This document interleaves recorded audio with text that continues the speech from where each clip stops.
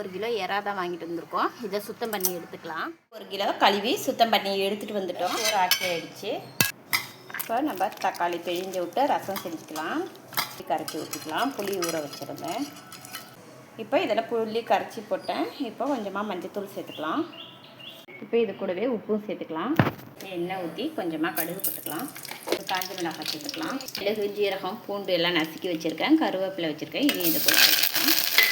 புளியெல்லாம் கரைச்சி விட்டு இதை கூட சேர்த்துக்கலாம். இப்போ தண்ணி சேர்த்துக்கலாம். ஒரு கொதி வந்ததும் இறக்கிக்கலாம். கொதிக்கக்கூடாது ரசம். இந்த மாதிரி நுர வந்ததும் ஆஃப் பண்ணிக்கலாம். ரசம் வச்சுருக்கோம். ரசம் கொதிக்கிட்டோம். அது வரைக்கும் நொங்கு வாங்கிட்டு வந்துருந்தோம். நொங்கு ஜூஸும் போட்டு கொடுத்துடலாம். தோலெல்லாம் எடுத்துக்கலாம். நொங்கு இந்த மாதிரி தோல் எடுத்துட்டோம். கொஞ்சம் கொஞ்சமாக தோல் இருக்கும், பரவாயில்ல.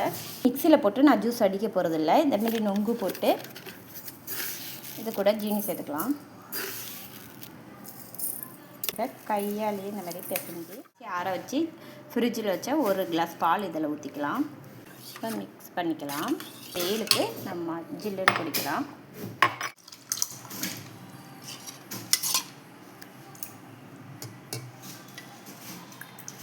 இப்போ நொங்கு ஜூஸ் ரெடி ஆகிடுச்சு.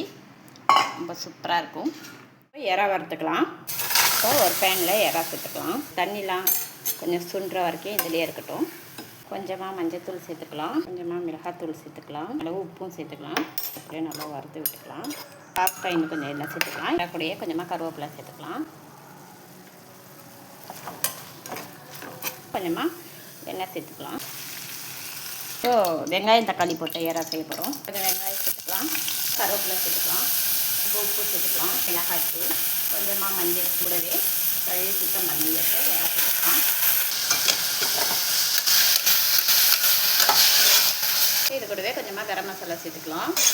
எறா சூப்பு கரம் மசாலா சேர்த்தா சூப்பராகவே இருக்கும். இது வேகட்டும். அப்படி போட்டு முடிக்கல லஞ்ச் சாப்பிட்டுக்கலாம். சுட சுட சாப்பாடு, ரசம் ஊற்றிக்கலாம். எறா வச்சுக்கலாம். வெங்காயம் போட்ட எறா.